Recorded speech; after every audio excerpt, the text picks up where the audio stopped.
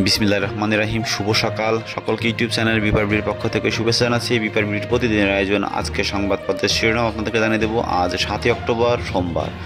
অনুরোধ থাকবে যারা আমাদের চ্যানেল নতুন তারা চ্যানেলটি অবশ্যই সাবস্ক্রাইব করবেন। প্রথমে আজকে দৈনিক প্রথম আলো পত্রিকার প্রথম লিড নিউজ করেছে, জেলে না গিয়ে বঙ্গভবনে শপথ নিলাম।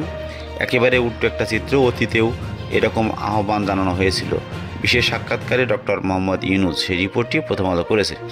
এছাড়াও স্বাস্থ্য অধিদপ্তর তালিকা, গণ অভ্যুত্থানে নিহত 737 জনের খসড়া তালিকা প্রকাশ। শেরপুরে বন্যা অবনতি, ময়মনসিংহ ও নেত্রকোনায় অসংখ্য গ্রাম প্লাবিত, একটি রিপোর্ট করা হয়েছে। আজকে দৈনিক যুগান্তর পত্রিকা রিপোর্ট করেছে, 12 কোটি ভোটারের তথ্য ভাণ্ডার নিয়ন্ত্রণ ঠিকাদারের হাতে, একটি রিপোর্ট আছে আজকে। এছাড়া চট্টগ্রামের রাউজান ফজলে করিমের কথা ছাড়া নড়তো না গাছের পাতাও, একটি রিপোর্ট আছে। এছাড়াও বাড়ছে উৎপাদন ব্যয়, ঋণের উচ্চ সুদের বিপর্যস্ত শিল্প, একটি রিপোর্ট করা হয়েছে। এছাড়াও সাবেক মন্ত্রী সাবের হোসেন চৌধুরী গ্রেপ্তার, সেই রিপোর্টটিও আজকে যুগান্তর পত্রিকা করেছে। আজকে দৈনিক সমকাল পত্রিকা রিপোর্ট করেছে, বিপুল জায়গা হাতছাড়া, মহাপরিকল্পনা আটকা।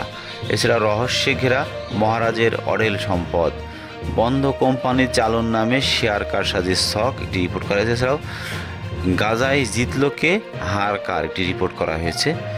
আজকে দৈনিক কালবেলা রিপোর্ট করেছে, গোষ্ঠীদ্বন্দ্বে প্রতিশোধ নিতে জুলাই হত্যা মামলার নাম, একটি রিপোর্ট করা হয়েছে। এছাড়াও জামাই শ্বশুর মিলে সোনালী লাইফের 353 কোটি লুট, একটি রিপোর্ট করা হয়েছে।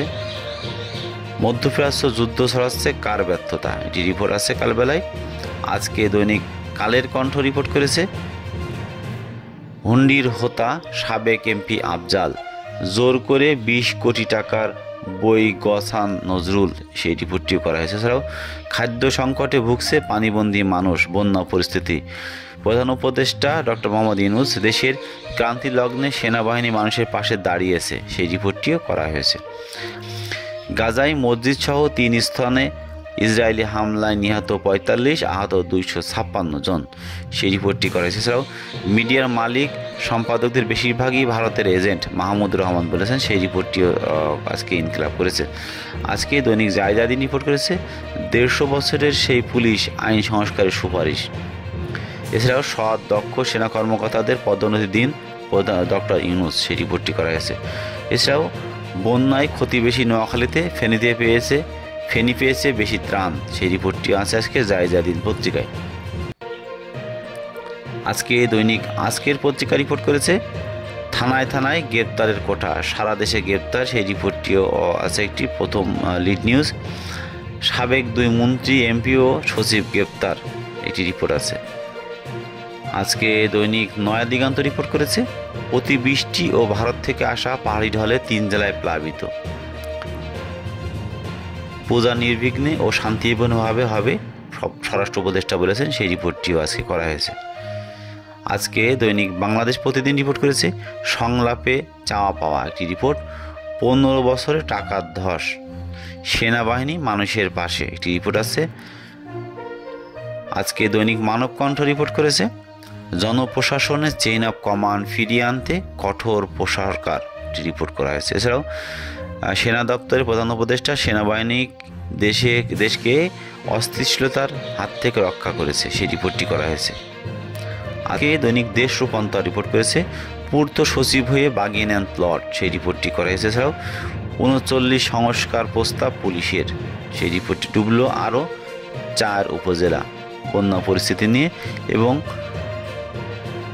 আজকে দৈনিক সংবাদ রিপোর্ট করেছে, সামাজিক নিরাপত্তা তালিকা পর্যালোচনায় আগে আর ভাতা ছাড় নয়, সেই রিপোর্টটি করা হয়েছে। এছাড়াও বন্যা, উত্তর পূর্বাঞ্চলে পানিবন্দী লাখো মানুষ, শেরপুরে 5 জনের মৃত্যু। বৈষম্য বিরোধী আন্দোলনের সঙ্গে ছিল র্যাব, দাবি কর্মকর্তাদের, একটি রিপোর্ট করা হয়েছে। দৈনিক সংগ্রাম পত্রিকা রিপোর্ট করেছে, প্রধান উপদেষ্টার সঙ্গে 3য় দফায় সংলাপ, সংস্কার এবং নির্বাচন প্রশ্নে ঐক্যমত্যের দিকে যাচ্ছে রাজনৈতিক দলগুলো।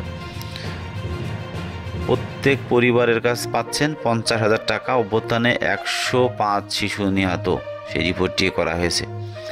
আজকে দৈনিক দিনকাল পত্রিকার রিপোর্ট করেছে, 4 জেলায় বন্যা অবনতি, মৃত্যু বেড়ে 8।